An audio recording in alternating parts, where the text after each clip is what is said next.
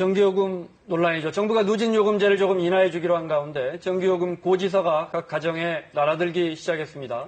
일부 가정에서 그 전기요금 폭탄이 현실이 되는 것 같은데요. 박현진 기자와 함께 살펴보겠습니다. 어서 오세요. 네, 어서 오세요. 뭐 요즘 폭염보다 더 무서운 게 전기요금이다 했는데 뭐 그냥 하는 걱정은 아니었던 거죠? 네, 저도 집에서 에어컨을 켤 때마다 전기요금 어떡하지 싶어서 항상 마음이 좀 불편한데요. 네. 실제로 각 가정에 이달에 부과된 전기요금을 보니까 전달에 비해서 요금이 급증한 경우가 적지 않았습니다.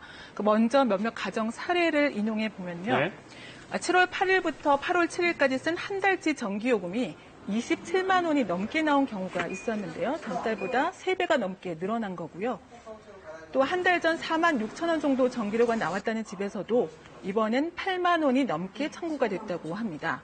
각각 2~3배 정도씩 전기요금이 급증한 건데요. 아무래도 폭염이 시작된 7월 말부터 에어컨을 많이 켠 게 주된 이유겠죠. 그렇더라도 전기 사용량 자체는 모두 전달에 비해서 50%를 넘지 않았는데요. 사용량이 늘어나면 요금은 더 많이 급격히 늘어나는 누진제 적용을 받으면서 전기료가 급증한 겁니다. 한전에 따르면 전기요금 납부 대상 2,200만 가구 가운데 958만여 가구에 대해서 현재 이달 전기료 고지서가 배달됐거나 배달 중인데요. 각 가정마다 전기 검침일이 다 달라서 한 달치 전기료 산정 기간도 모두 다르기 때문입니다. 그래서 이번에 고지서를 받지 못한 1,200만 가구는 이달 말부터 고지서가 발송될 예정입니다. 가뜩이나 힘든 여름에 요금 폭탄까지 맞으면 얼마나 더 부담이 되겠어요. 정부가 전기요금 한시적으로 깎아준다고 하지 않았습니까? 네, 맞습니다. 전기요금 누진제에 대한 비판이 거세지자 정부가 올해 7월, 8월, 9월 가정용 전기요금을 평균적으로 한 20% 정도씩 낮춰주겠다 이렇게 발표를 했었죠. 네. 현재 가정용 전기요금 체계를 보면요. 6단계로 돼 있고요. 이 단계가 높아질수록 기준 단가도 높아지도록 설계가 돼 있는데 급격하게 전기요금이 올라가는 거죠? 그렇죠. 네. 그런데 이 구간을 기존보다 단계별로 50kW씩 더 써야지 다음 단계 요금을 적용받도록 해서 요금 부담을 완화해 주겠다는 겁니다. 이럴 경우 가구당 평균 20% 정도 요금이 줄어들게 되는데요.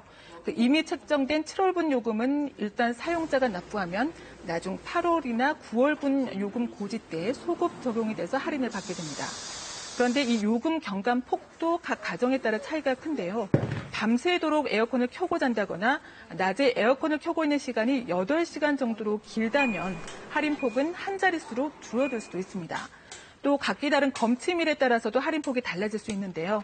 결국 이런 한시적인 미봉책이 아니라 최고 12배에 가까운 누진 배율을 근본적으로 개선해야 한다는 목소리가 높습니다.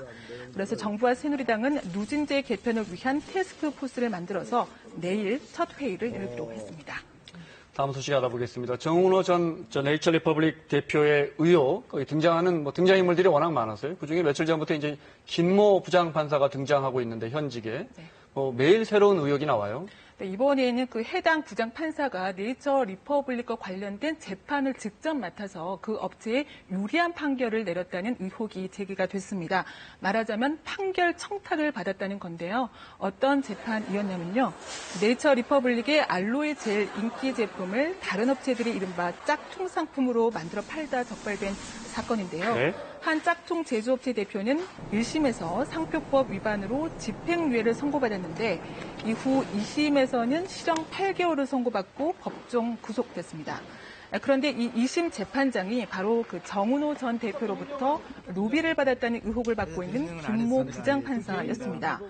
김 판사는 이 같은 짝퉁 제조업자와 관련한 항소심 3건을 맡아서 모두 다 실형을 선고했는데요. 해당 업체 변호인들은 구멍가게와도 같은 제조 유통업자들에게 납득할 수 없이 높은 형량을 선고했다. 정운호 전 대표 측에서 압력을 행사했다 등의 의혹을 제기하고 있습니다. 이와 관련해 검찰은 정 전 대표 측의 이른바 엄벌 로비가 판결에 영향을 미치지 않았는지 여부를 수사 중입니다. 김 부장판사는 어제 휴직 신청을 해서 대법원이 내년 2월까지 휴직 발령을 낸 상태입니다. 한우값이 등급의 영향을 많이 받잖아요. 좀 부담스러운데 이런 등급이나 원산지를 속여서 판 식당들이 또 대거 적발이 됐다 그래요. 네, 그렇습니다. 서울시가 시내 30곳 식당 30곳을 무작위로 골라서 단속을 해봤는데요. 네. 그중 절반 가까이가 이런 등급을 속여서 팔고 있었습니다. 먼저 영상 함께 보시면요. 이건 서울 시내 한 정육식당의 냉장고 안에 보관된 쇠고기들인데요. 아직 그 손님들에게 팔기 전 상태인 거죠. 한우 등급이 3등급 그리고 2등급 이렇게 표시가 돼 있죠.